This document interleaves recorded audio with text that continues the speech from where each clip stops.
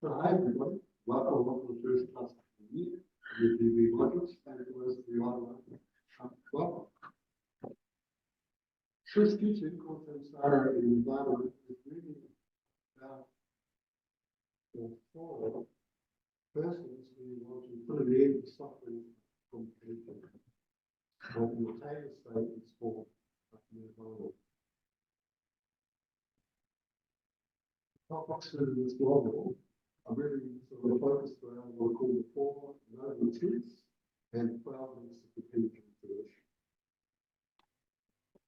Let's begin, as we normally do, by setting a motivation and then taking refuge and generating altruistic attitude for engagement. So please just adjust your posture to make sure your back is nice and straight, your shoulders are relaxed. And try to put your feet sort of flat on the floor if possible. You can close your eyes if you like, or you can keep them half open. And when you feel comfortable in your seat, allow yourself to breathe normally and naturally.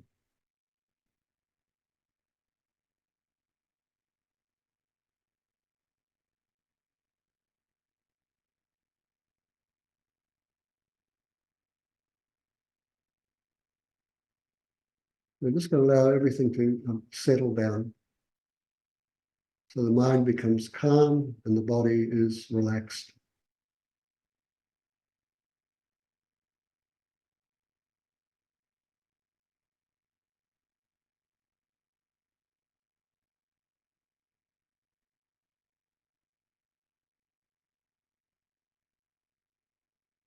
And you're feeling comfortable and relaxed in your seat.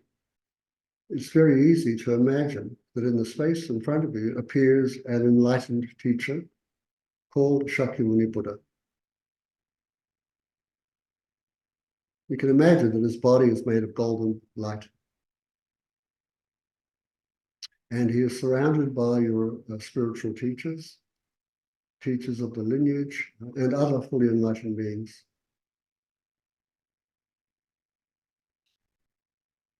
And you can also imagine that surrounding you are other people just like yourself. And what we have in common with one another is a wish to be happy and a wish to be free of the difficulties that we face. I think that you and the people surrounding you are all looking up at this enlightened being and all the enlightened beings who surround him. You think if you depend upon this person and their teachings and the surrounding entourage, you'll be able to put an end to your suffering and develop all of your good qualities. I think if you want to do this, to put an end to your own suffering and to help others do the same. But having this desire is the direction you want to put into your life.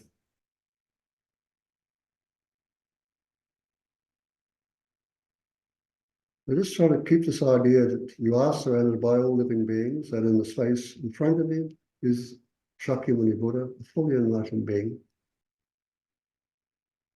And if your eyes are closed, you can open them now and sort of just look up at the screen here and join me in saying this prayer called refuge.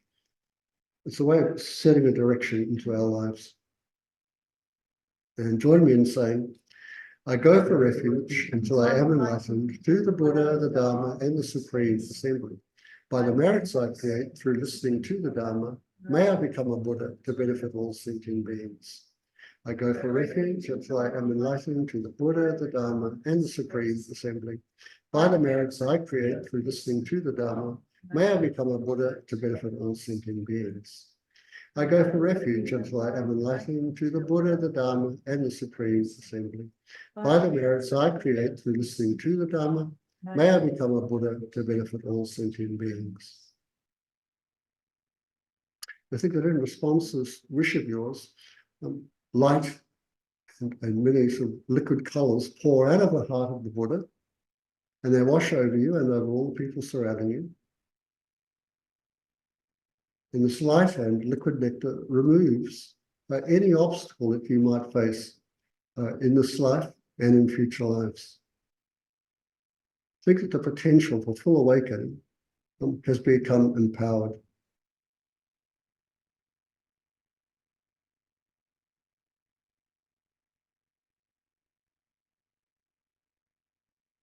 And in response to this empowerment, you recollect the four boundless thoughts. The thoughts focus on others so that they might have compassion, love, joy, and equanimity.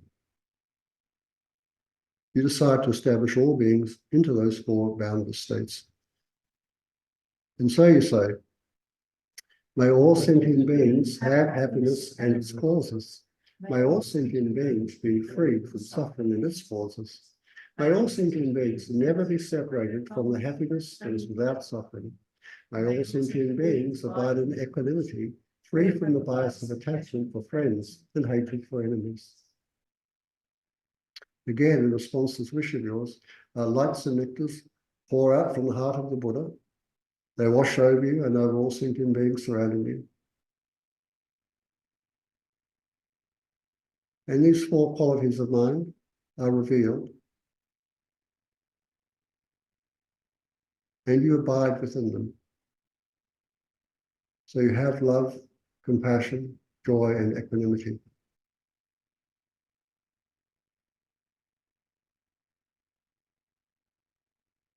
And you're empowered to establish others in these four boundless thoughts.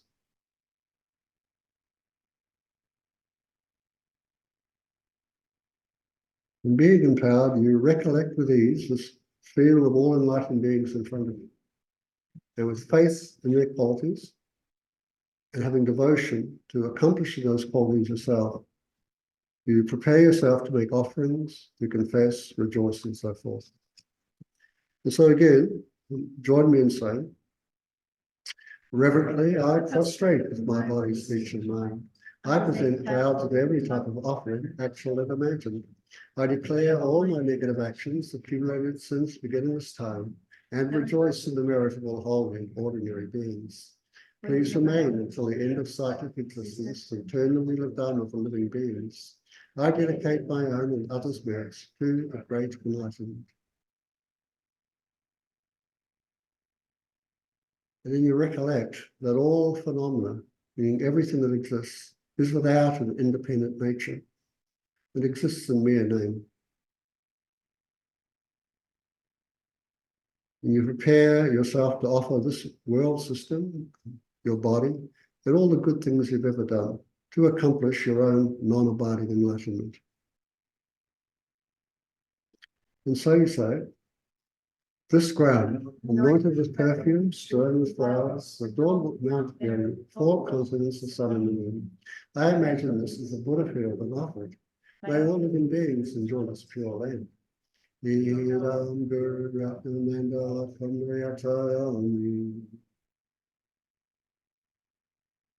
The offering has been released. It will provide resources for you throughout countless lives. It will stop your greed and miserliness. The Buddha accepts the offering. He smiles at you. And you look up into his eyes. And you feel accepted and you feel at ease.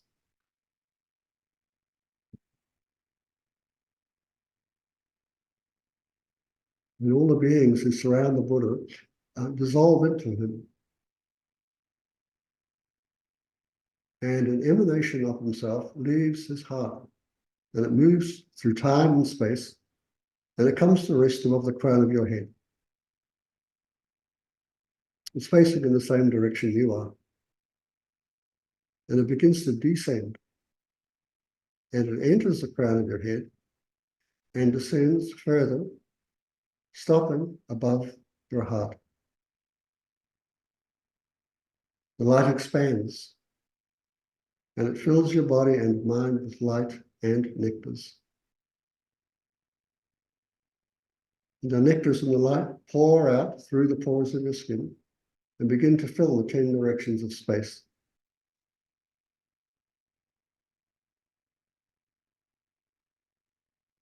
Every being within space is touched with the light and the nectar and utterly transformed into the fully awakened state.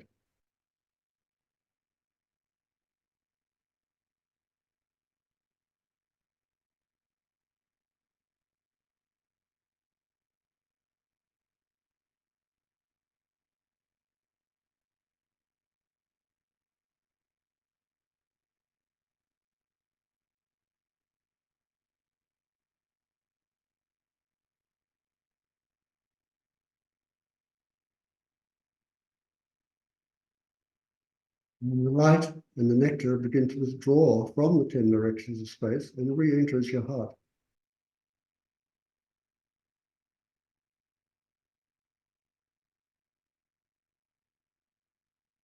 And you acknowledge your potential to awaken, which means to develop all your good qualities of wisdom and compassion, of power and skillful ability. You also understand that this has all been done on the level of imagination.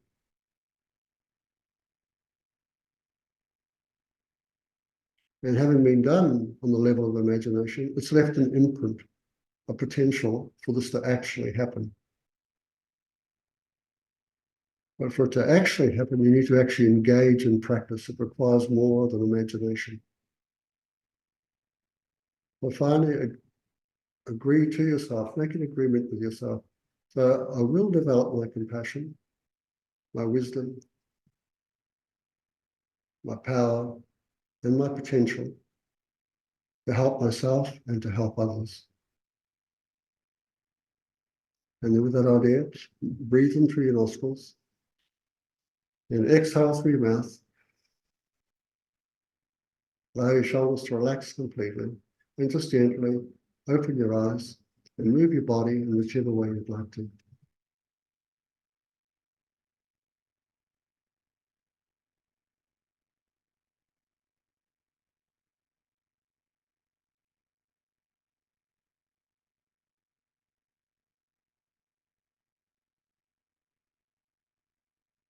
So our topic is called Samsara and Nirvana, and to present it, I've relied upon teachings from my own teachers from the past and a number of books.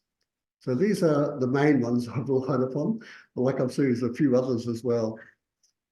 Now, I think probably the simplest one there is probably the one with Lama Zopa on the picture there up on the far right, called the Four Noble Truths.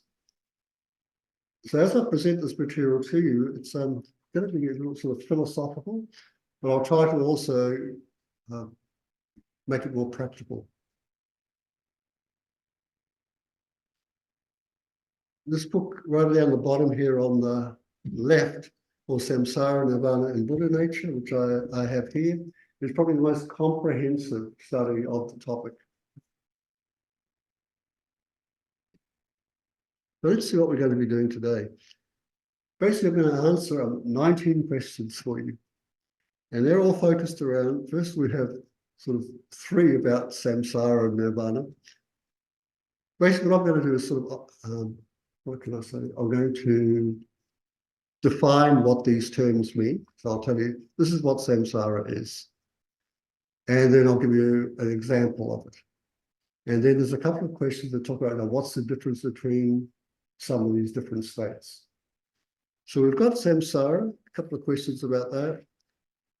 A term called renunciation, liberation, nirvana, and enlightenment or Buddhahood.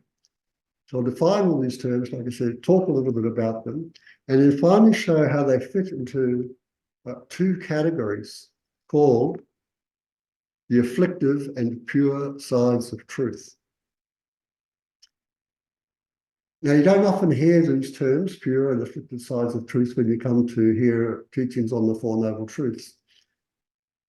And yet, when the first time I came to Langri Tangpa Center, which is, I don't know how many years ago now? Almost 27. Yeah, years ago, I walked into a teaching on the Four Noble Truths.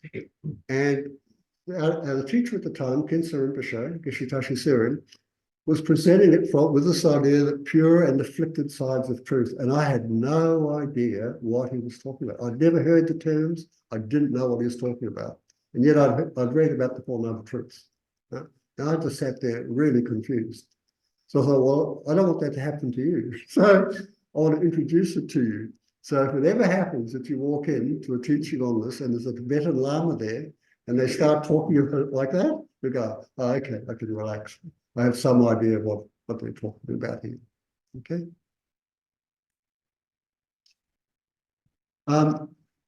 And these sort of 6 topics have been broken up into 5 sections in here. And what we're going to do is we're going to stop after each little presentation. And in that, when I stop, you guys can ask any questions then. And when that's been done, we'll do a short meditation. Okay, so let's look first of all at what this term samsara means. I'm going to put up 2 meanings for it. One is the one that's most common. So it's quite dry and it's sort of intellectual. But then there's another one that Khensa Rinpoche gave us, which I thought is quite meaty, quite chewy. And it's very useful in everyday life. But here's the first one, samsara. Now, this is a little picture of the causes of samsara. And these pictures like describing a symbolic cause and effect. In the middle are the causes, symbolized by a pigeon, a snake, and a pig. So the pigeon represents attachment, the snake is hatred, and the pig is ignorance. So these are the 3 primary afflictions that will cause samsara. Right around them, in black and white, is what's called karma, which is sort of reactivity. It's sort of uncontrolled actions. So these 2 things really create what we call samsara. And samsara is defined here as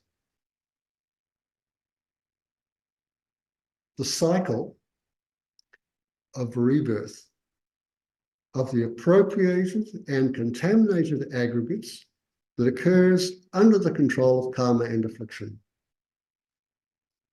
So like I said, in the middle is affliction, around it is karma, and this is like the hub of the wheel, the cycle. And coming out of it is rebirth, different types of rebirths. And what's taking birth or rebirth is these appropriated and contaminated aggregates. So you go like, what on earth are they? Basically, it's your body and mind. So aggregate means grouping, a whole lot of things. So you've got all the things that make up your body and all the things that make up your mind. And these are under the control of affliction and karma.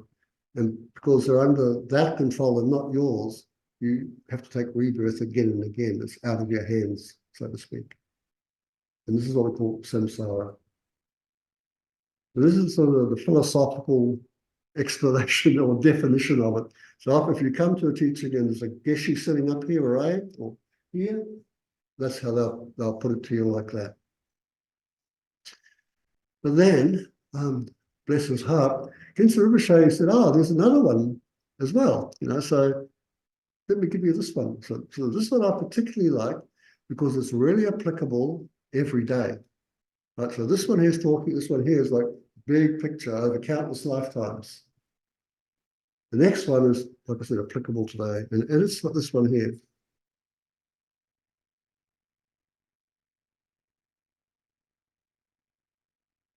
So powerless and repeated or powerless and repetitive ideas controlled by confusion and mental reactivity.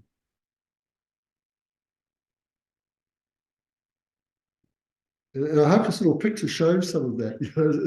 If anybody's ever found that they couldn't sleep at night because they're anxious, you know what goes on in your mind? What it's like? It just goes around and around and around, and it's the same stuff. All right, you sort of get trapped into your thinking.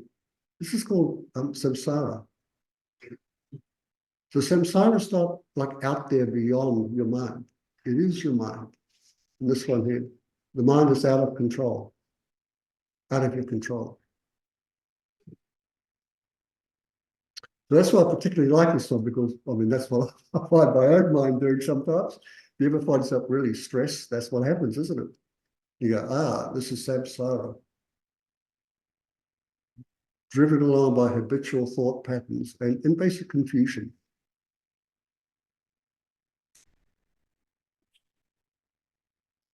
In Tibetan, the name for samsara is Korawa. And Trungpa Rinpoche describes it as spinning around.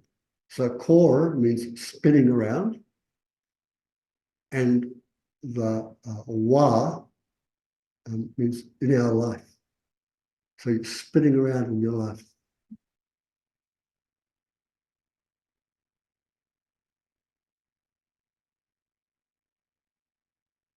Now, there are different synonyms and analogies for samsara. So everyone knows what a synonym is, don't they? You know, it's just another word that goes, well, there you go. Here we got a samsara, and here's another word for it, meaning the same thing. So here there's two of them. The first is called cyclic existence.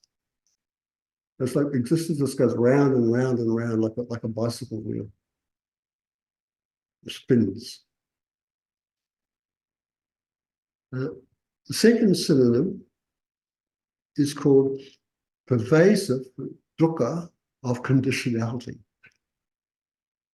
Again, this is another sort of philosophical language. So pervasive means like everything, goes right across everything. Dukkha means unsatisfactory. So it's an unsatisfactoriness that goes across everything, but it's conditioned. There are conditions for it. And those conditions are confusion and karma. They're driving it.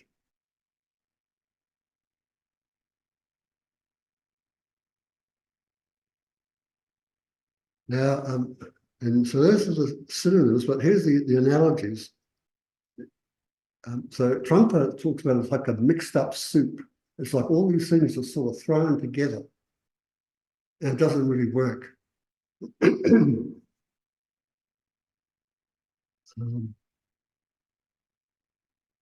Who's the Lama from Tenrisica City? Geshe Sultan.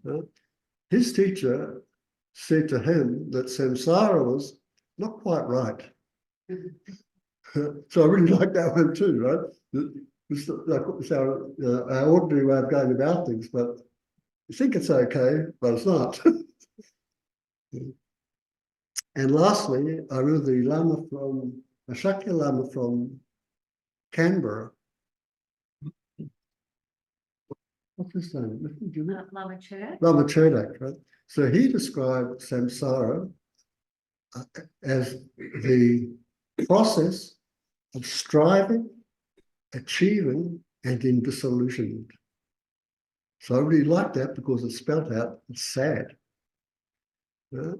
So it gets a nice, easy one to remember. So sad, mixed up, not quite right. So again, these are really useful terms we can sort of, remember.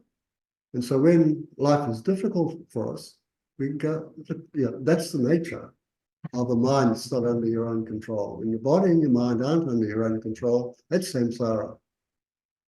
So those things are mixed up.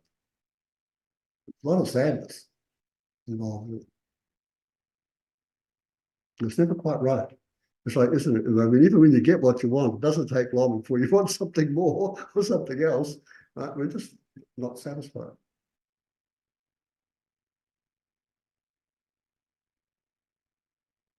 So one of the questions they ask is, so what's the example of this phenomenon called samsara? Well, what exemplifies these, they call the true sufferings? So I found this picture, so I quite like it, because there's a lot of skeletons in there, and there's identifiable sort of people in clothing, and they all seem to be having a good time. But all these good times always finish in death. So what exemplifies samsara is these 5 appropriated contaminated aggregates. That's an example of it. So everyone Tom Geshler is asking us, if you want to point out samsara, where is it? He just pointed it himself. This whole thing is not under your control. That's samsara. So that's basically the example of it. And it's got what they call 3 elements. It's made up of three specific elements. And you don't often find this talked about either. I mean, it's in Lama Tsongkhapa's great Lamrim Chenma. So the 3 elements are that which is bound.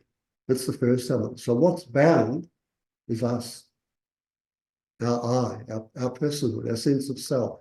That's what's bound. So it's the I in the continuum of a sentient being. And what's it bound to? That's the second part. Any of the types of birth that's not under your control. So you can find yourself reborn as a human being. You might find yourself reborn as a cockroach or a fish. You might find yourself born as a ghostly type being, a spirit type being. Or you might find yourself reborn in one of the different, what they call hellish realms.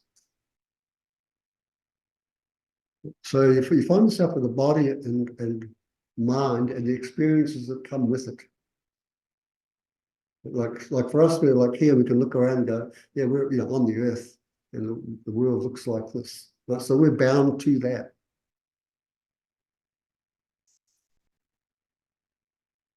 And last element is that which binds. So what binds us is karma and confusion. Or karma and affliction.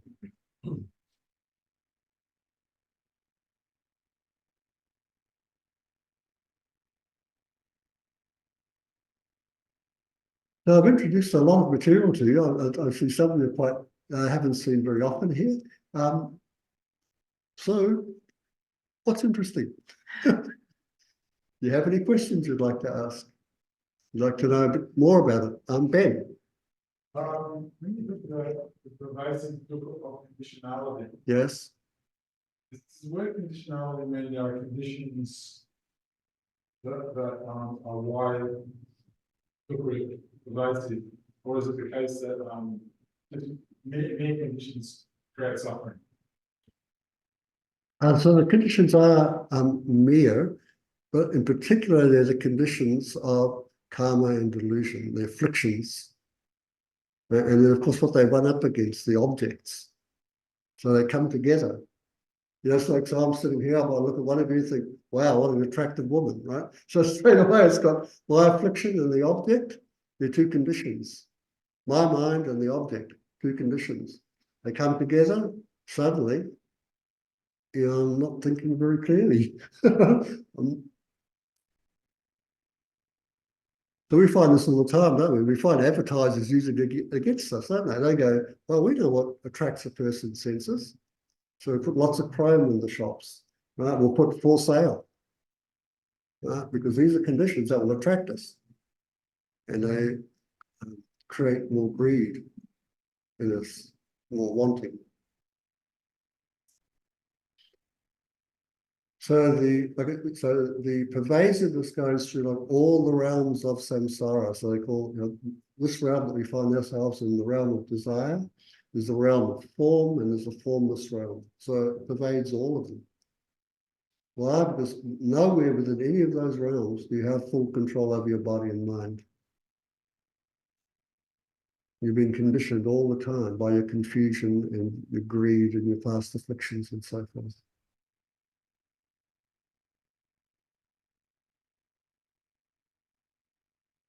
In the second definition, Yeah.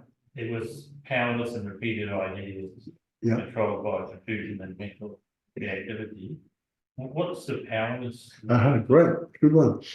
So the powerless means it's not under your power. Yeah, our power. Yeah, it's a peculiar word, isn't it? Like powerless. And this will come up later on, but so Khensa Rinpoche said, when you walk away from this teaching, what is the thing that you need to take away with you in relationship to the first noble truth? And he said, you lack power. You don't have the power. What has the power? The delusion and this reactivity, the natural reactivity of your mind. That's got power over you. So you're powerless. Remember that.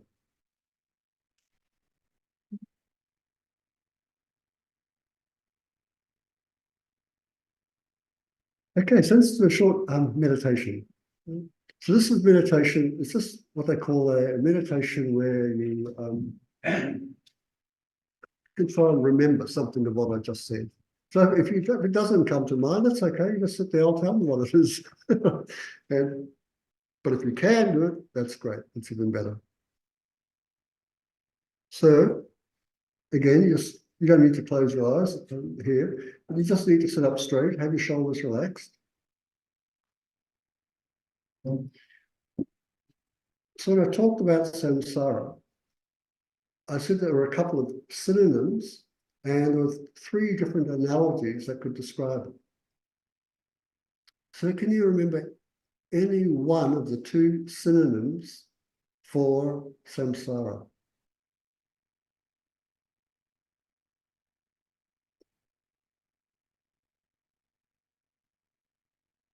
So one was cyclic existence, and the other was pervasive dukkha of conditionality.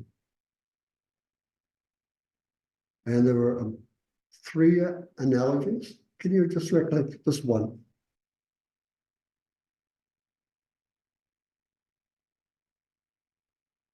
So one was mixed up, second, not quite right, and third, sad.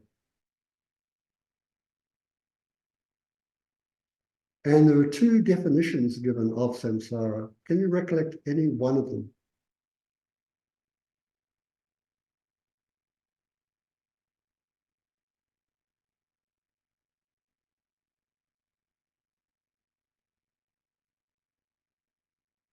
So one definition was the cycle of rebirth of the contaminated and appropriated aggregates.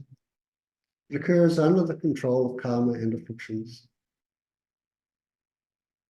And the second was the powerless and repetitive ideas that are controlled by confusion and mental reactivity. And what exemplifies samsara? What is it that we can point to and say, this is samsara?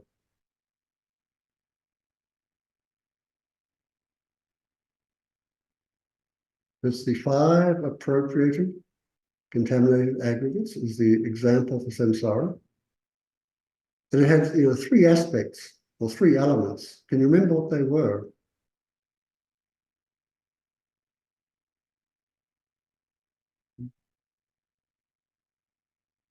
First is what is bound, and that was the I or person. And to what is the I or person bound?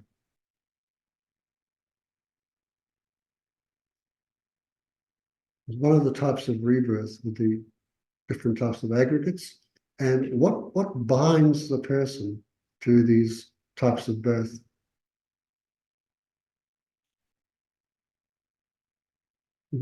Karma and affliction. And so, okay, just breathe in. Exhale through your mouth. Just let your try, release it, just relax again. This is a situation that what we call samsaric beings find themselves in. And Nagarjuna said in response to this,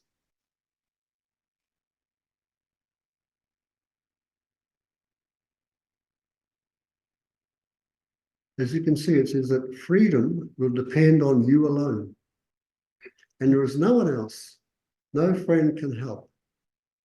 So bearing, study, discipline, and concentration bring diligence to the 4 noble truths.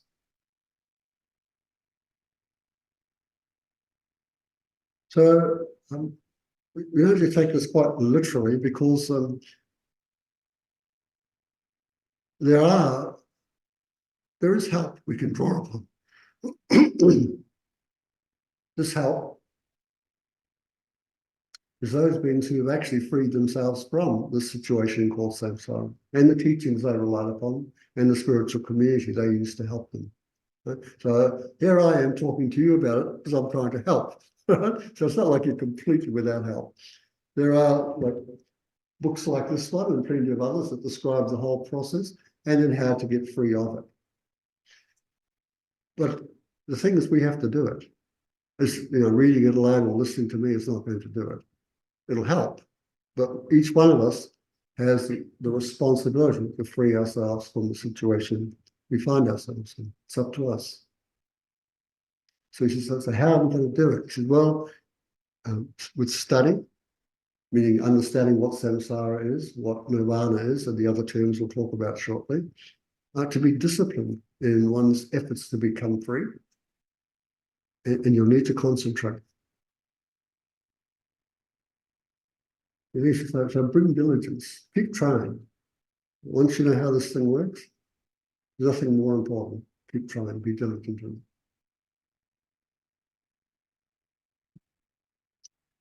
So now we'll talk about two of the other terms. One is called renunciation and the other is called liberation.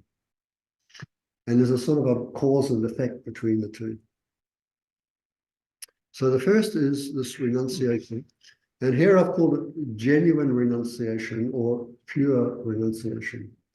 Because there is another type of renunciation. It's also renunciation, but it's not the genuine or the pure renunciation.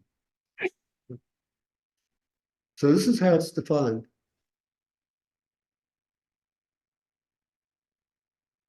His definition is an uncontrived, spontaneous aspiration or wish to definitely emerge from cyclic existence and achieve liberation. So it might not be too obvious to you, but within this definition, there are two parts.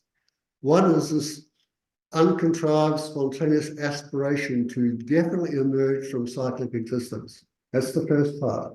And the second part is achieve liberation.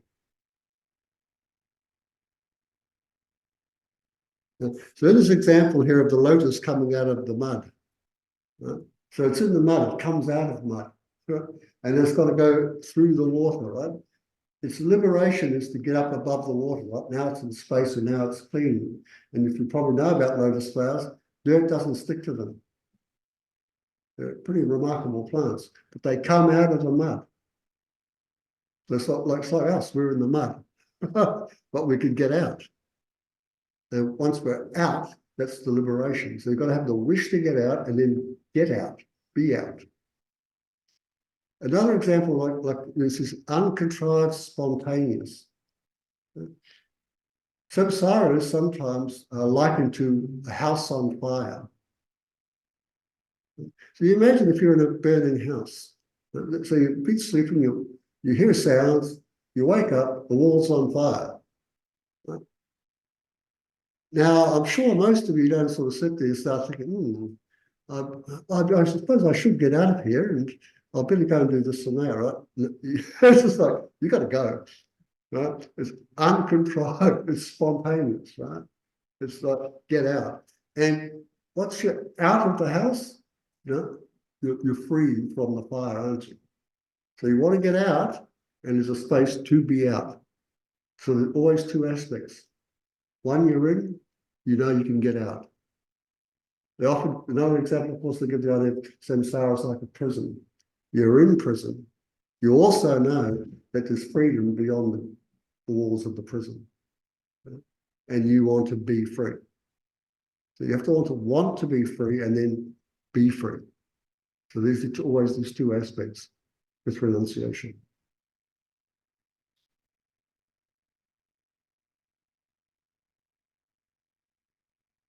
So His Holiness the Dalai Lama gave a teaching in New York in 1998, and this is what he said about renunciation. He says, the main attitude to adopt is that the happiness and pleasures of cyclic life, or samsara, are not trustworthy. They are not reliable because they're not perfect.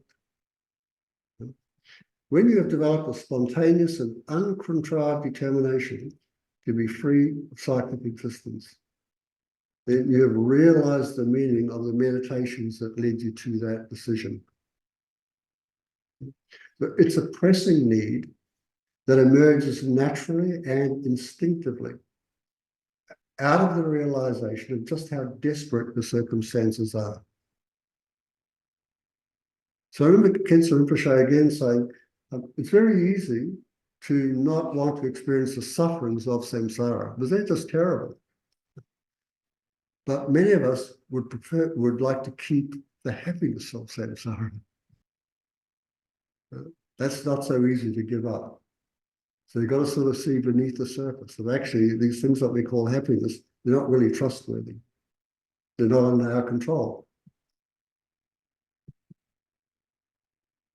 So when you have this, this spontaneous and uncontrolled wish, it's called a definite emergence. You want to definitely get out. You want to definitely emerge from the house on fire, from the dirty mud and so forth, from the prison. It's got to be a definite wish to get out, based on your understanding of how dire the situation is you're in. Now this, once you get out, that's called liberation or nirvana. So you've got somebody driving, that's the cause. You get beyond the situation, you're free. So often they call it freedom or liberation or nirvana.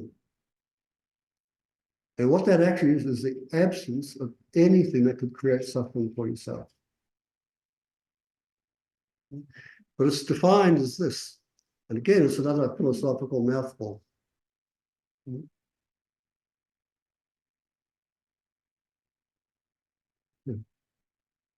So you can see here it says it's the true cessation in the continuum of an arahat who has abandoned all afflictive obscurations and their seeds without exception.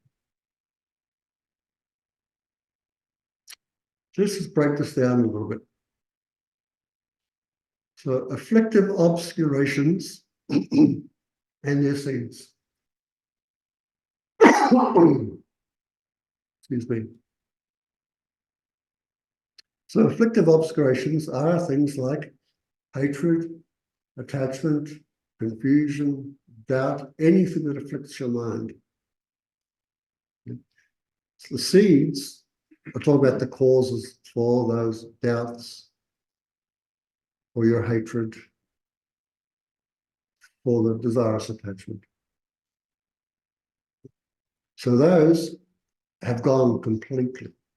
You don't have them anymore. So who doesn't have them anymore? This person called an arahat. So the arahat has abandoned all these afflictive seeds, all the afflictions and their seeds. The person who's done that is called an arahat. So what that person, because they have abandoned them, it's called a true cessation, because they can't come back. So cessation is a stopping or an ending of something. Can't come back to what? To your mind. Oh, So this is here, the continuum of an arahat means the mind of the person, called arahat. So it's saying here, there's a true stopping in the mind of this person called an arahat, because they no longer have afflictions or their causes. So that mind is completely free of them. And that's what's called liberation.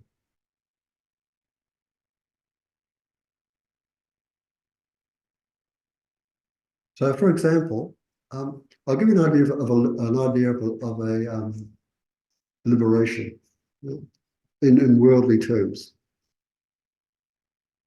So I remember the story of Jack Nicholson, the actor, right? So he was brought up by his mother's sister, and he was brought up with the understanding that his mother's sister was his mother. And after many years had gone by, he discovered that his mother's sister wasn't actually his mother. The other woman called was the mother. So when he knew that, he no longer had the belief that the mother's sister was his mother. Stop. That's a cessation. Have an idea, and then you realize it's like, it's a wrong idea. You can't hold it anymore. So you don't have it anymore. This is a simple explanation of what a cessation is. It's a stopping of an idea and its cause. Francesca asks, can you only become liberated if you are an arhat? No, this is what we'll come to. So, good question, Fran. So that's what's interesting. Right. So here's our little question part. So that's one question. Now, Fran will answer that coming up when we go into more detail about liberation and nirvana. That will be answered. But are you guys okay? So just with these little things. So renunciation is like the cause for freedom. You want to be free, and liberation is freedom. So people who fight for liberation, they want to be free, don't they? And if they win their fight, then they are free. So the arhat is the person who wants to have a fight against their own internal afflictions and delusions, and then he beats them, he overcomes them, and they never come back. So now he's free, he's liberated. And now that he's liberated, it's called an arhat. Ben. Yeah, but that takes place. They will no longer take rebirth, uncontrolled rebirth, because the causes aren't there. Yep. Yeah.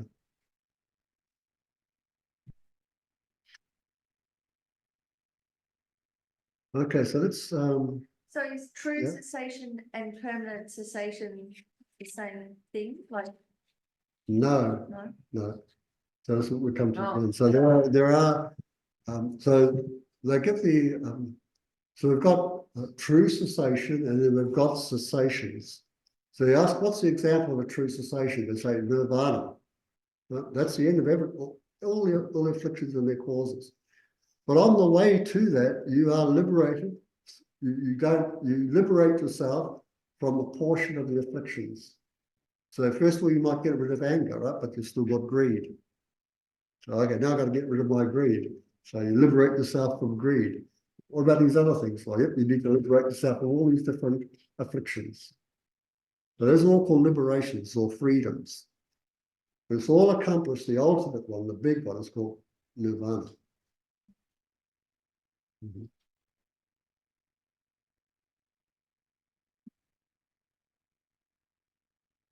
Now, so there are many wrong ideas about renunciation. So I just want to name a few of them, right? Sometimes people think that to develop renunciation, you have to relinquish happiness. You have to give up your happiness. That's not true. It's just not true. What you have to give up is the causes of suffering. That's what you're giving up. So you work out what those are. So, well, some of them they described as clinging, aversion, greed, all these things. That's what's to be given up, not your happiness. It's the causes of suffering need to be renounced, given up. You want to be free of those. Francesca's also said it's interesting if you go to a 12-step meeting for any addiction, you have to first understand your powerlessness or whatever you're addicted to before you can recover and cease that addiction. That's right. Yeah. There's a lot of parallels that you can see, but if you look at the 12-step programs and you look at the Buddhist progression and path, a lot of similarities in it. Yeah. So wrong ideas about renunciation are to give up your happiness, to give up your relationships with your partners, to no longer work, to drop out. That's not renunciation, none of them are. What are the correct ideas about renunciation? Giving up the causes of suffering. to no longer seek a lasting happiness in the objects of the senses. Yeah, why? Because you can't get it there. It's not there. To no longer seek happiness like out there. So all the commercialism drives us to seek happiness out there, doesn't it? Get a job, you'll be happy. Get yourself a house, get yourself a partner. Do all these different things that are all focused out there and you'll be happy. There isn't anybody that has achieved happiness like that. And so there's ideas we've got to sort of work through.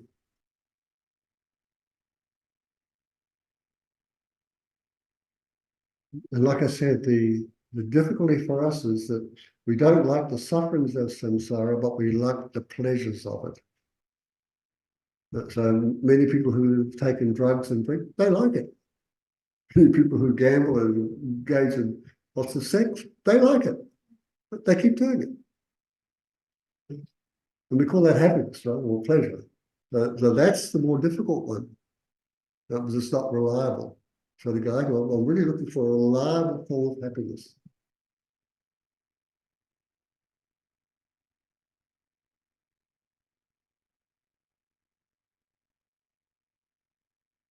And once a person is liberated, what they actually know for certain is the ultimate nature of the mind. So the happiness is not out there. Right? So you've got to come back. Where is it? You've got to go, well, it has to do with the mind. You start removing the causes of suffering and so forth, you're still going to end up with the mind. The mind is still just, well, it's going to have a great deal of freedom. But then you can misapprehend how the mind exists. So you don't want to do that because that's a problem for you too. So it's actually finding out the ultimate nature of the mind. That's what's called liberation or nirvana. Let's just do a very, again, this time it's a very brief meditation. But you think of an analogy for renunciation.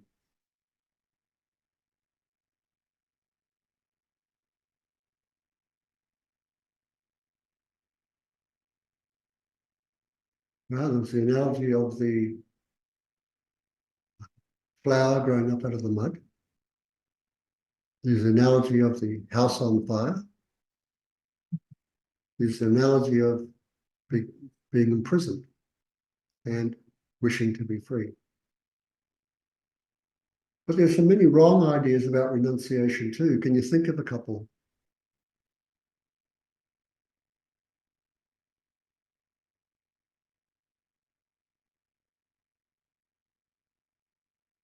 So it does not mean giving up happiness. It does not mean giving up your relationships with your families or partners. It does not mean dropping out and no longer working. So what's the correct understanding about renunciation?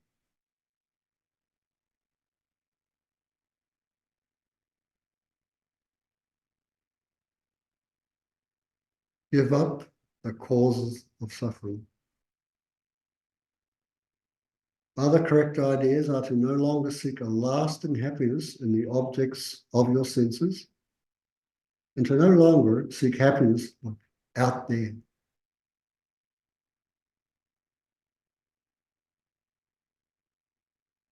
Now, if you can imagine that you were actually liberated from the causes of suffering, what would you know for sure?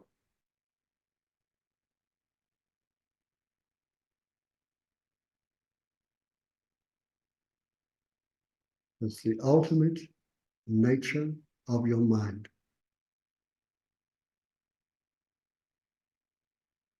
You're now breathing in again, exhaling through the mouth.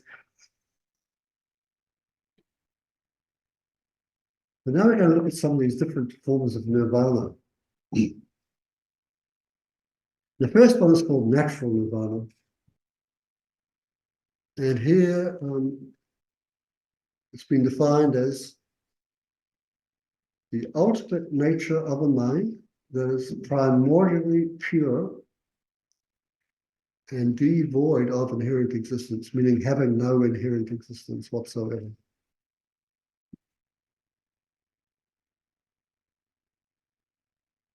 So perhaps, yeah, so natural nirvana is not actual nirvana. Things are, in the mind especially, is naturally like this. You don't have to do anything. It is like that. All things are naturally empty of any inherent existence. You don't need to do anything to make them empty. They are that way. So they call it, this is called natural nirvana. Things are naturally empty or devoid of inherent existence. So the mind is naturally empty of inherent existence. And primordially pure, meaning? Meaning that the afflictions don't actually adhere to the mind. So the example often given is this, is like when you have muddy water, so the dirt is not part of the water. Naturally, the water is not naturally dirty. You're like, why? How do I know that? Well, you can sift the dirt out of the water and the water retains its naturally pure state. But it's the same thing with the mind. It's not naturally afflicted by emotions. They're not of the nature of the mind itself. They can be removed. If they could not be removed, then we just forget all these classes. Buddha did not get enlightened, forget what we're talking about. Right? If that possibility for freedom wasn't naturally there, we don't, we couldn't realize it, but it's naturally there.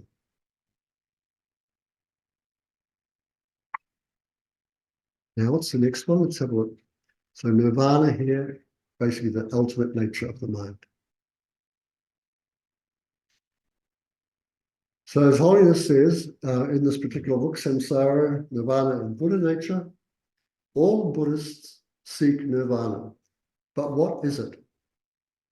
In general, nirvana is a state or quality of mind. It is not an external place. It's not a band. And it's not something reserved for a select few people. Okay? So nirvana is attainable by each and every living being. Now, the term nirvana is we come across it much more often in the Pali texts. You don't come across it much in Sanskrit material. In Sanskrit material, which is what this center is sort of focused around, it's all Buddhahood.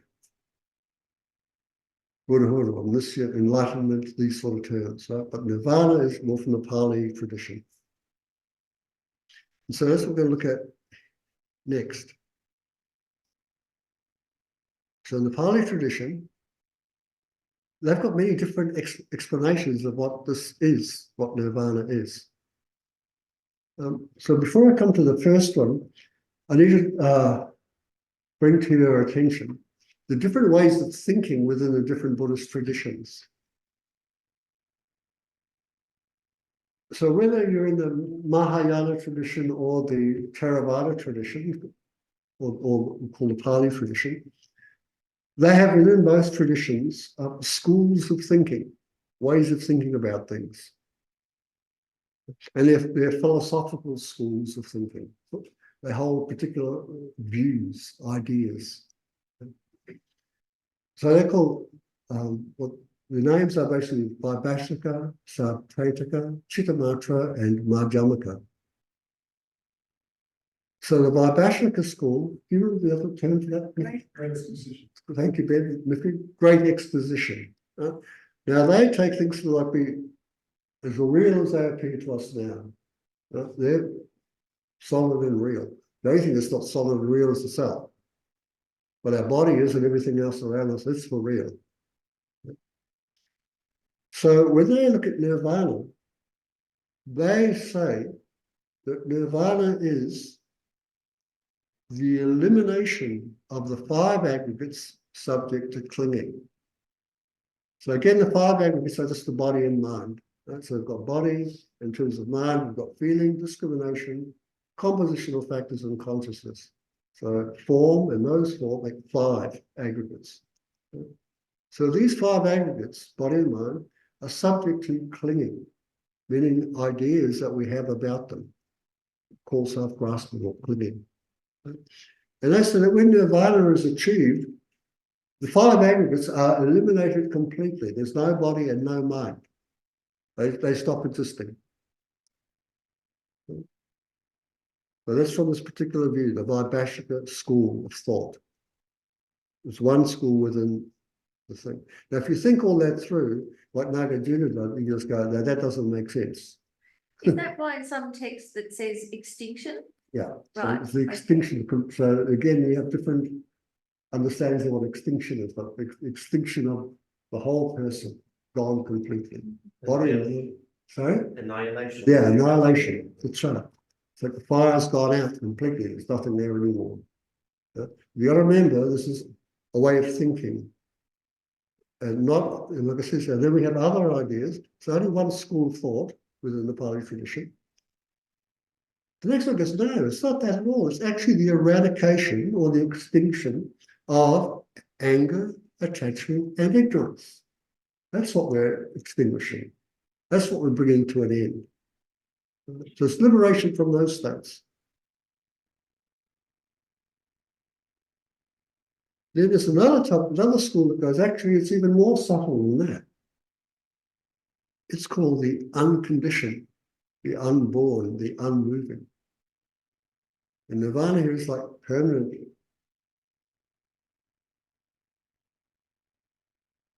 And in fact, when the Pali, when they meditate on nirvana, this is what they meditate on. Unconditioned, the unborn, the unmoving. There's nothing to be found. But that doesn't mean to say there's nothing there. Like I said, nirvana is a state of mind. And when they actually see this mind and it's free of these disturbing emotions, they see it as unconditioned. It's not conditioned by any of those factors. It's even unborn. You cannot find the cause of it. There's no cause for the mind. They can find them. No beginning. Just does it move? Is it still? It can't tell. It's unmoving. And so they become familiar with that. And that's what they call nirvana.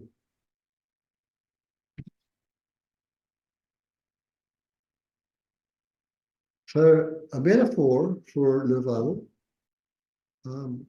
like I said before, you could use the idea of the house on fire if you want to escape from. But there's also this one. Yeah? So samsara is the race that we find ourselves in. Yeah? Liberation is the finish line. And once you get over that finish line, that's nirvana. Yeah? No more running. Race is over.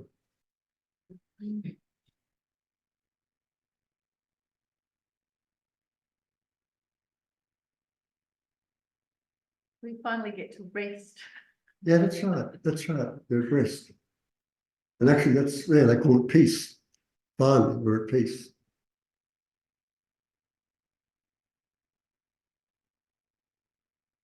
There are plenty of others, of course. One of the other ones I give is like, so imagine that you're sleeping in your bed and you're in a nightmare.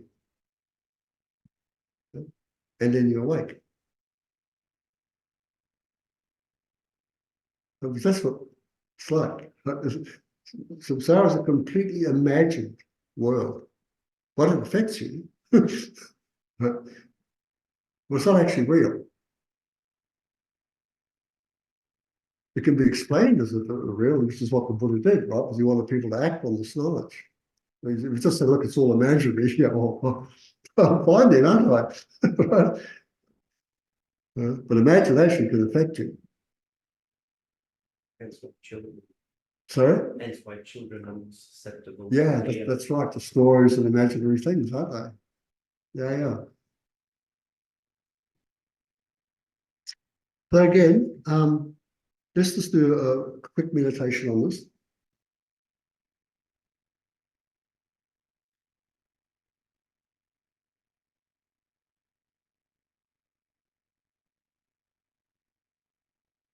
Okay.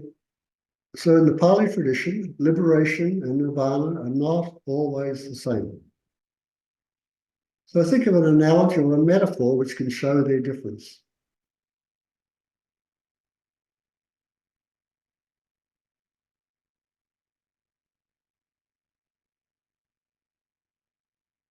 The liberation might be the act of crossing the finishing line.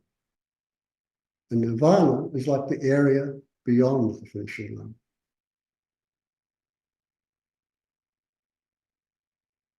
Or nirvana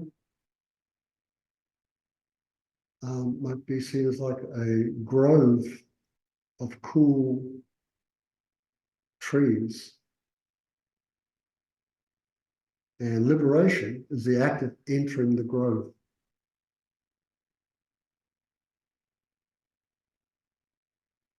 Now, the Pali Sutras and their commentators talk about nirvana in different ways. Can you remember one of the ways they talked about it?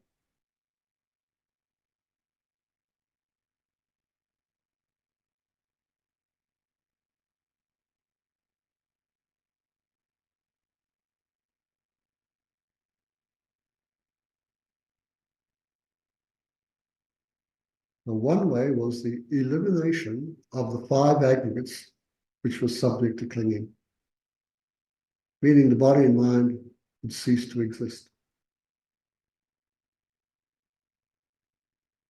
A second way was the eradication of anger, attachment, and ignorance. And the third way was the unconditioned, the unborn, and the unmoving. And which of these three ways did the Pali meditators meditate upon?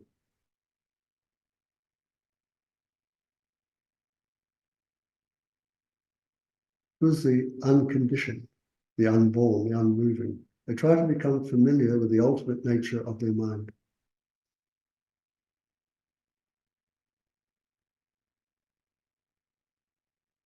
Do you remember what the natural nirvana is?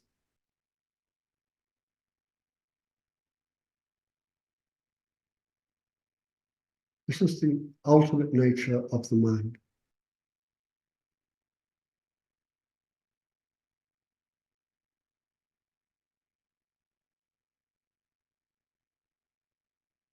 And you remember what genuine renunciation was?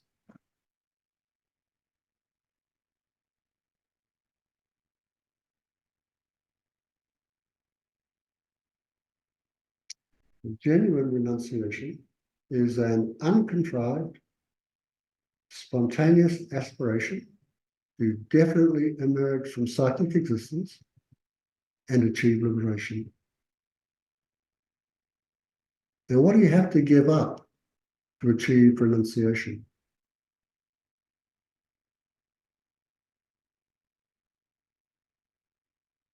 You have to give up the causes of suffering.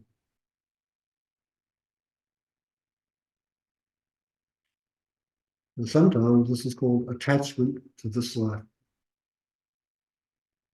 So now again, breathe in through your nostrils. Exhale. We've got a couple more things to say about nirvana. Can I just check something? Sure. So Francesca asked with that last analogy about the unborn and unmoving. Yeah. What is unmoving? The ultimate nature of the mind. The ultimate nature of the mind.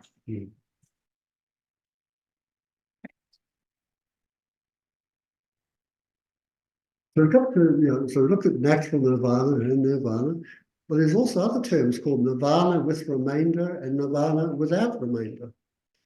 And again, these have got two different explanations, one explanation from the Pali tradition and one from the Sanskrit.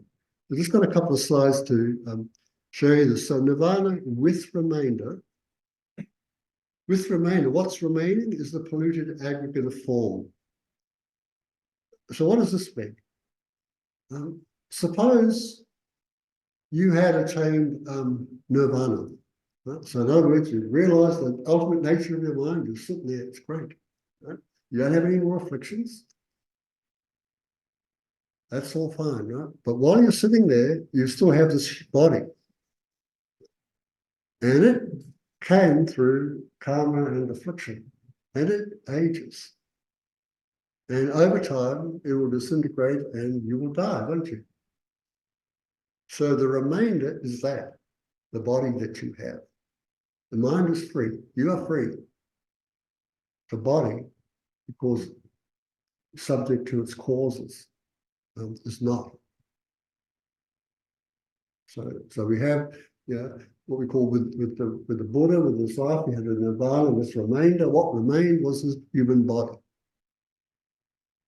Well, so that's from the Pali side. That's how they look. That's how they describe it. But the Mahayanas, the Sanskrit tradition, describe it quite differently.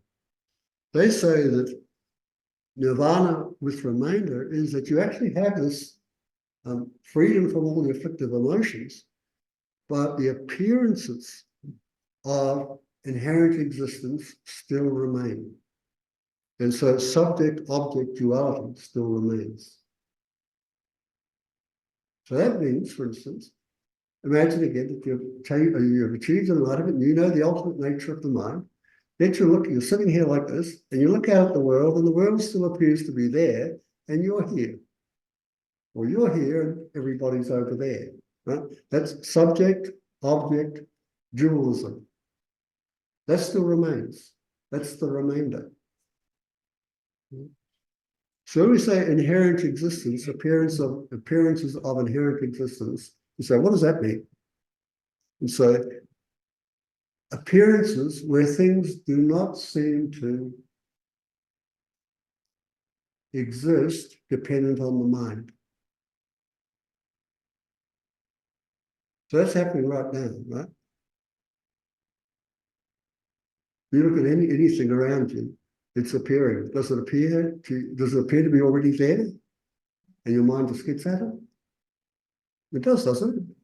Well, that's that. That's the thing. So you can still be free of all your afflictions, yet that appearance still arises. That's the remainder. These people, they don't believe it's true, but the appearance still exists. Is that because you still have a body and senses functioning to see things? Yeah, that's partly it. Yeah, just because we're the human beings, sentient beings who have freed ourselves from all the afflictions. Yet, I mean, things still appear to be cut off in a way. Subject, object, things do not appear to exist. Things still appear to exist independent of us, not dependent on us. So that's still there. So that's the remainder on the Sanskrit tradition side. Now this is nirvana with remainder. But then we've got nirvana without remainder also. So what does that mean? Right? So again, for the Pali tradition, they're saying that without remainder, the continuing the body and mind have gone completely. They no longer exist. So in other words, when the person called Shakyamuni Buddha achieved his enlightenment on earth, right? There was a remainder there, wasn't there? It was his body. Right? Then he died. And then his body was not there without remainder. And there's no more Buddha. It's gone, finished. So Francesca asked, so when the Buddha became enlightened and his body remained, and then later then he died to show impermanence, did he have polluted aggregates? No. No.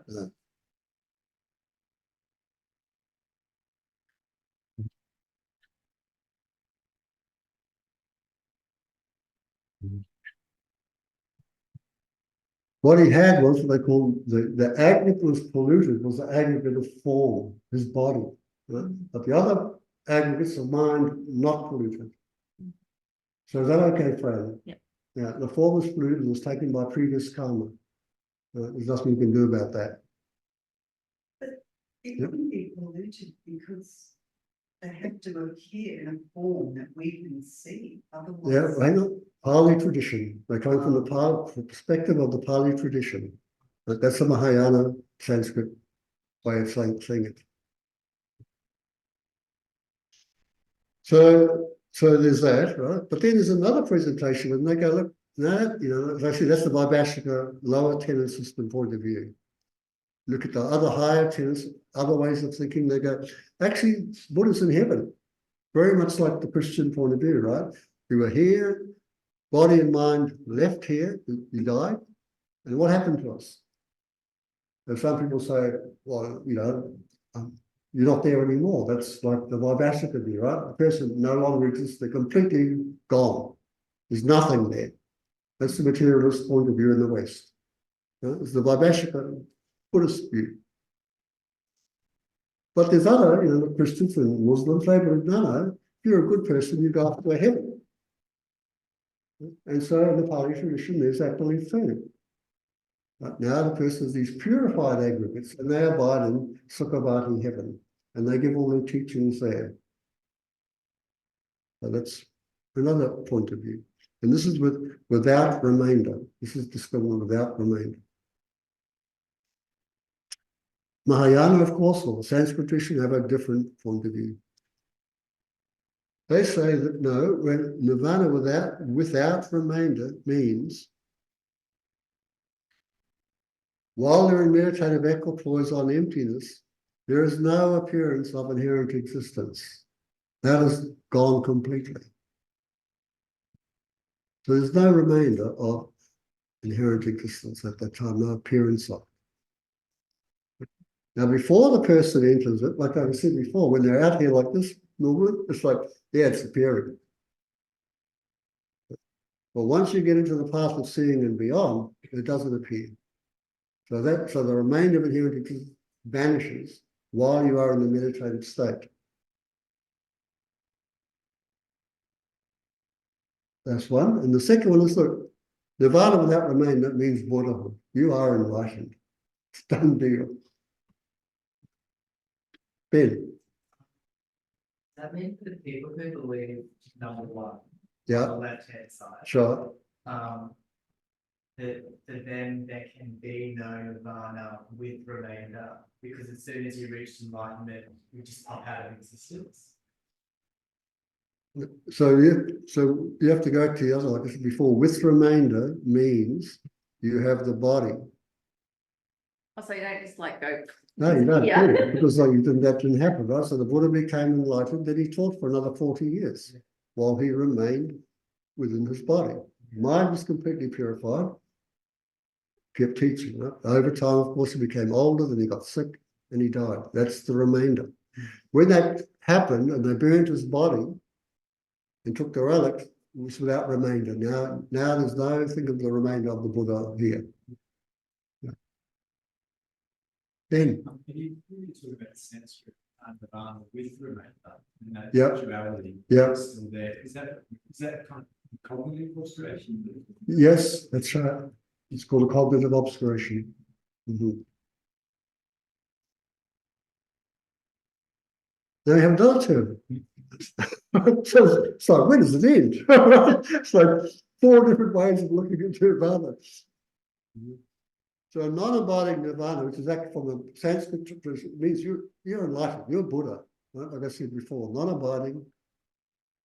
So it's the purified state of the emptiness of the mind that is free from both the afflictive and cognitive obscurations.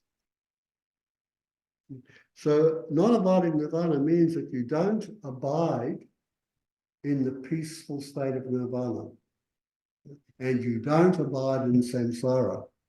You're in neither of those two. Because in the Pali tradition, when you achieve nirvana, you're out of the picture, right? You've gone to heaven. You stay there. You don't ever come back. You don't ever help around down here. You don't help the beings in samsara. You've accomplished your purpose. Your purpose was to be free. You've done it. Nothing more need for you to do other than stay in heaven and enjoy yourself. Sanskrit Buddhahood goes, no. That's no good. You've made all these prayers, countless eons to help sentient beings. So you're not going to abide in a state of peace, but you're not going to abide in samsara either. So in their explanation of Buddhahood, the Sanskrit now got the four bodies of Buddha, like one, holy heck, how do you do that? What's a Buddha? And it's a huge other talk. So is non-abiding nirvana a way to think of it as a Buddha non-abiding in nirvana? So Non-abiding nirvana is Buddhahood. Is You are a Buddhahood. Buddha. If you have achieved this, you are a Buddha. So it's like you don't have the peace of personal nirvana, and you're definitely not in samsara. Ben.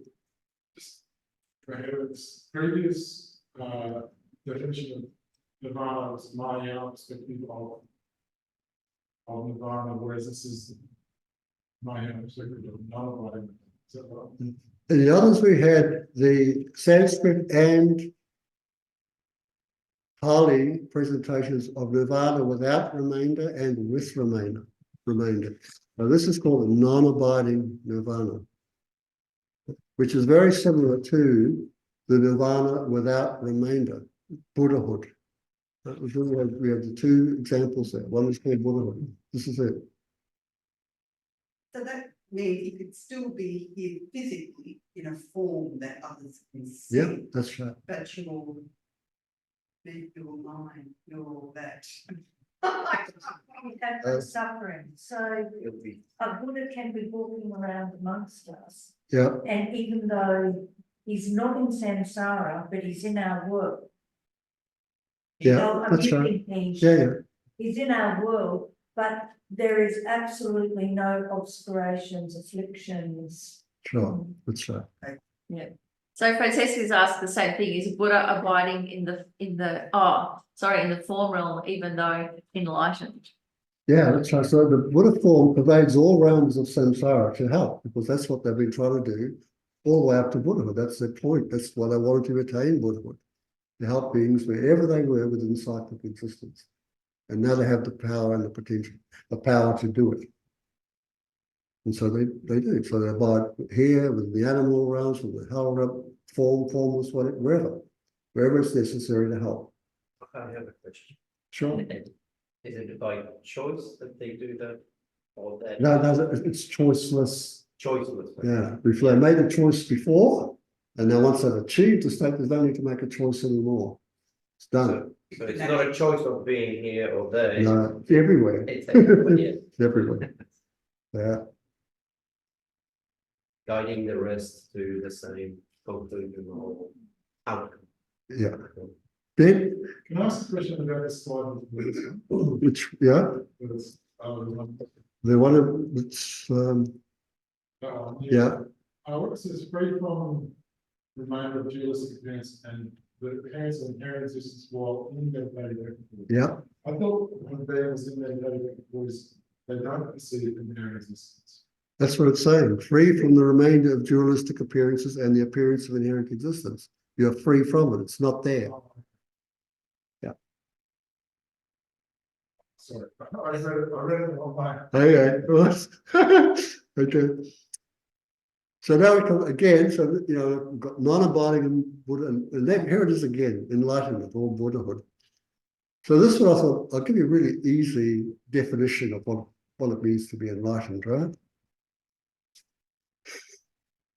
This comes from the Uttara Tantra, Maitreya's presentation on Buddha nature. Perfect fulfillment for oneself and for others. You've accomplished your own purpose and you're able to accomplish the purposes of others.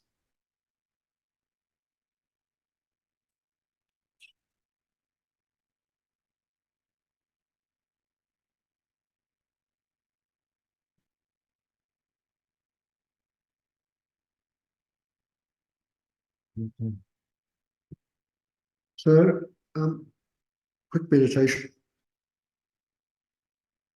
So what is enlightenment? So, sorry, just relax. Imagine you're completely relaxed, you've got all this information in mind already, it's not a problem, you've already got it. So what is enlightenment or Buddhahood? There is perfect fulfillment for yourself and for others. And non-abiding nirvana, what's that?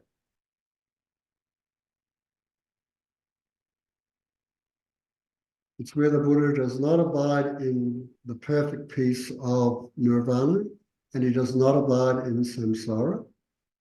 In fact, non-abiding nirvana is the emptiness of a Buddha's mind.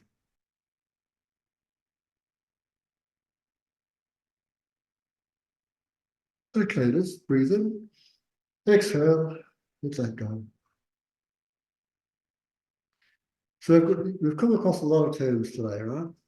Haven't we? At least 5. We started with samsara, renunciation, mythic. Is it a matter of choosing which nirvana I want? Well, yeah, you can from here. Of course you can. You should start with at least one. That's fun. No, it's like, no, but what determines? Your disposition, the way you are at present. And with understanding that you might change. You know, we all should begin with wanting to look after oneself. You have to begin there. You need to go, no, I'm in trouble. I need to learn to look after myself. What's the problem with these disturbing emotions? Can I get rid of them?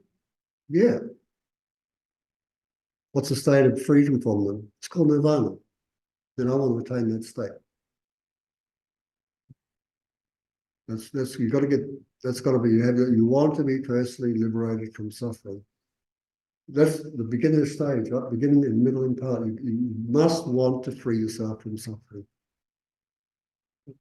It won't take you much if you just look around and see that everybody else is in the same state as you are, and there are people you really care for.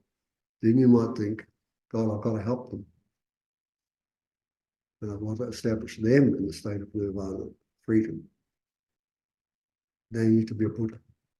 So it goes from your own personal nirvana to now Buddhahood. I need to liberate myself, but I've also got to accomplish others' welfare. So while I need to accomplish my welfare, I need to accomplish others' welfare. Buddhahood. We've got all these different terms, and there's basically a number of different questions here. So one was, what's the difference between pure renunciation and nirvana? Can you remember?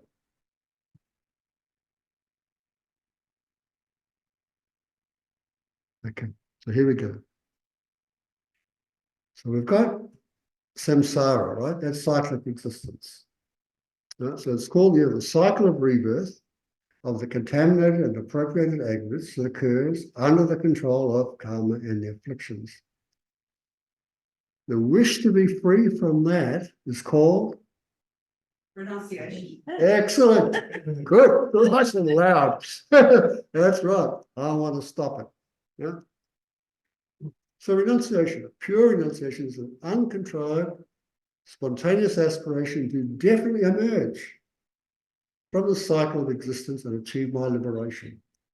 You have to want it. You have to want to be free. Wanting to be free can bring you to freedom if you know how to become free. But you have to want it. Then you've got to find the methods. How do I do it? What do I do? Once you know how to do it, there's a matter of just doing it and then achieving the goal. And that's called liberation or nirvana. So we say, what's the difference between this pure renunciation and nirvana? What can you see the difference here is? Work. Yes, causal. One is wishing to be free, but you're not free. And the other is freedom. Right? So cause and effect. There's a big difference here. One's the effect, called freedom. The other's wanting to be free. So there we have a difference. One is a cause, one's an effect. After liberation, like I said, if you start to think that others are all the same boat as I am, so you develop from the state of liberating yourself, but with the goal of Buddhahood. You perfectly fulfill your own goals and are able to help others do the same. Yeah? So now what's the difference between pure renunciation and Buddhahood?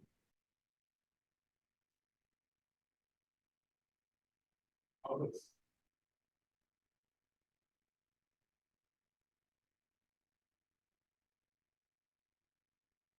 Oh, so your pure renunciation is more just a personal desire to be free from Yeah, samsara.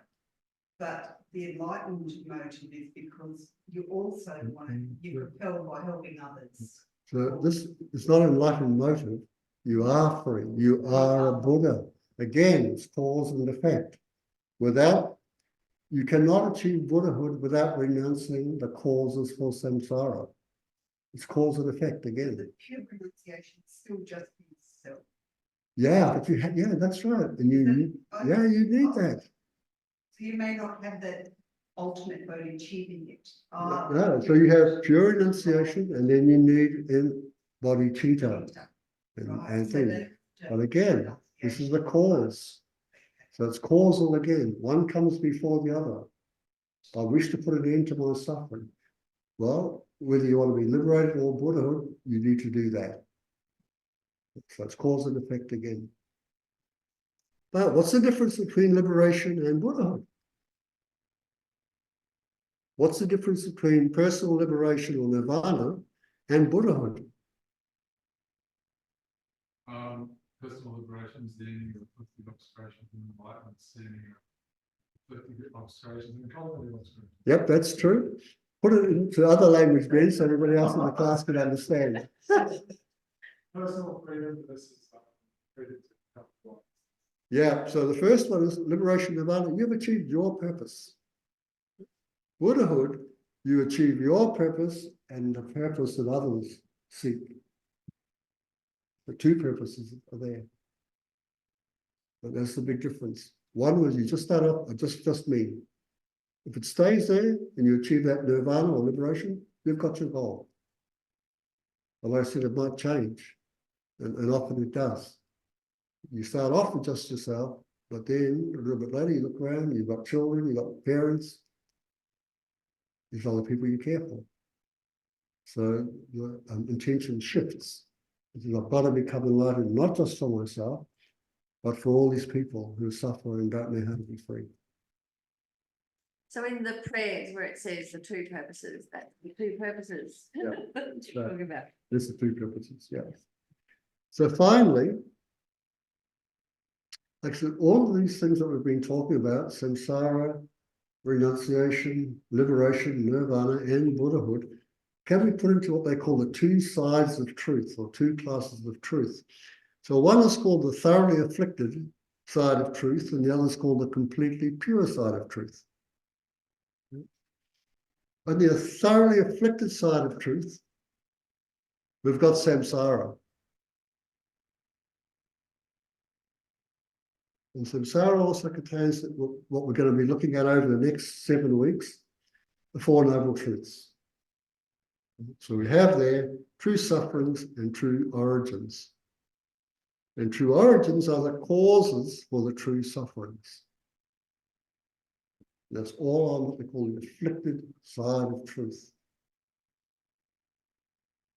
On the completely pure side of truth, we've got the third and fourth noble truths, but these other things we've been talking about today: liberation, nirvana, enlightenment or Buddhahood, renunciation. There's also bodhicitta, there's also wisdom, but we haven't really focused on those today, so I haven't highlighted them. That's all on the pure side of truth. That's the side that brings about the freedom we're seeking.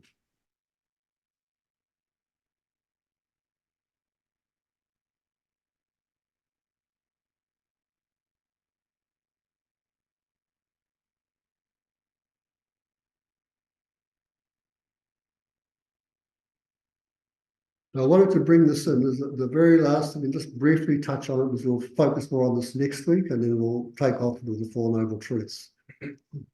Now, like I said at the beginning, I want to bring it in because if this teaching on the Four Noble Truths is ever presented to you in terms of the afflicted side of truth and the thoroughly pure side of truth, at least you've heard it once. If you're here next week, you'll hear it again and you go, it's not a problem. I know what they're getting at. But also, we do tend to spend so much time on talking about sufferings that we forget about the completely pure side of truth Right. altogether. And this is what Yeah, so this is unfortunately for us, many people do. They hear the Buddhist teachings and they only focus on the thoroughly afflicted side. They forget, there's another side about this. There's the freedom from it all. Otherwise, it'd be really discouraging, wouldn't it? There's no freedom involved. It's like going to the doctor, telling him your problems. He says, "Sorry, son, no cure." Yes, Ben. I'm just going to comment on that. Because the point of the teach truth suffering first is because we don't think we are. Like we don't think we are something like that. Yeah. Okay. So finally, anything interesting? So when I put this interesting slide up, right now, because we're right in the middle of it all, nothing might pop up. But later on, when you're at home, something might. So please, write it down, and you can always come back next week and go, this is what I'm doubtful or interested in or confused about.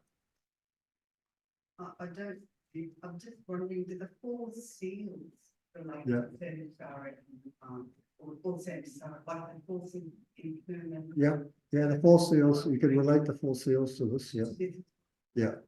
And refuge. I know what they are, Yeah, but I read yeah, it today and I thought. Yeah. That's right. Yeah, the 4 seals can be found within this. Yeah, especially within that slide here, the thoroughly afflicted and the completely pure. Yeah. So, Ben, last thing. Slightly a big question. So if it's not the right time, I absolutely accept that. You were talking earlier about there's some traditions that have the idea that you reach Nirvana and then you go off to your own little version of heaven and you just kind of chill out there, and that's great. It strikes me that is that actually even possible? Because in order for that to be how it is, wouldn't you have to be so ignorant of the suffering of others that you haven't actually gotten rid of all your obscurations? No. You're very aware of the sufferings of others, but you think, to bring about my own freedom is such an immense task. And it is. To think, no, I'm going to bring about freedom for everybody else. No, I can't do that. I don't think I can do that. That's like trying to put food on your own table or trying to put food on the table of everybody in the world. Yeah, well, I was thinking I'll study to become a doctor and then I can help others. But now imagine thinking, no, I'm going to be a doctor to teach everybody else how to become a doctor. That's a much bigger deal, isn't it? And if you think, no, that's too hard, I don't think I can do that, then you stick with your original goal. Both are valid. So it's not like one is wrong or right. It's what suits the person. So I love this quote here. And I came across it recently by a Buddhist practitioner who just recently passed away within the last month or so. There was Tulku Thondup, and he wrote a lot of books. And I like it, it's so practical to get your head around. He says, samsara is the mind turned outwardly, lost in its projection.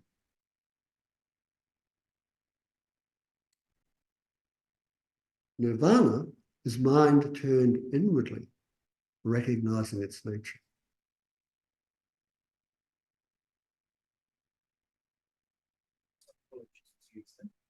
Yeah, that's what I do.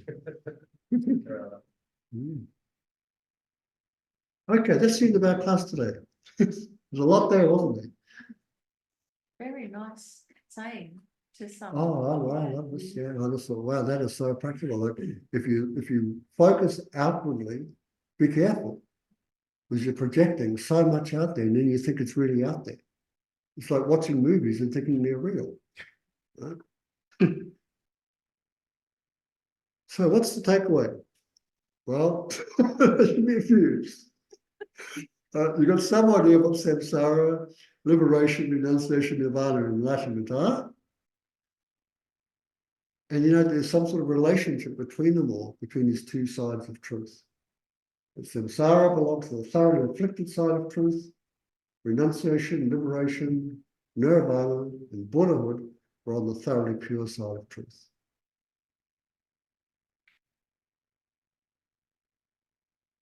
So there are some readings that you can find out online. So just read this, if you're going to read them, read this one called Renunciation by Samsara and Nirvana. And next week we'll look at the Four Noble Truths in general. The week after that, we're going to each one specifically.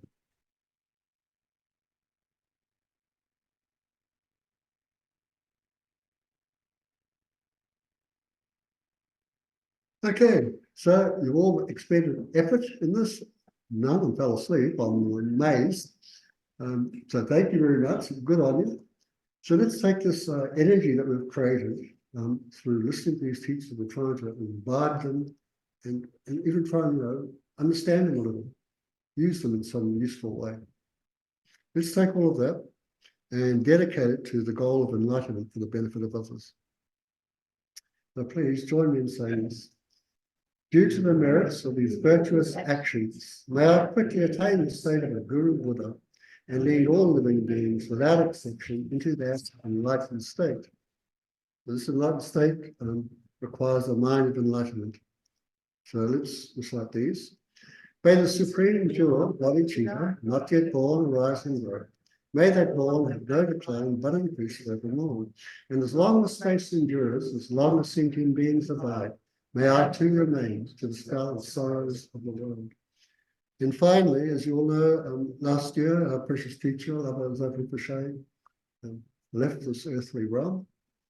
And we're making aspirational prayers that he quickly takes rebirth here again and helps us. So join me in saying, in holding and spreading the Mooni's precious and complete teachings, through explanation and emphasis, you wore the armor of patience that is never discouraged, incomparable, venerable Guru, you unmakeless request. Okay, that's it for tonight, and thank you. I hope something was useful, and I'll see you all again perhaps next week.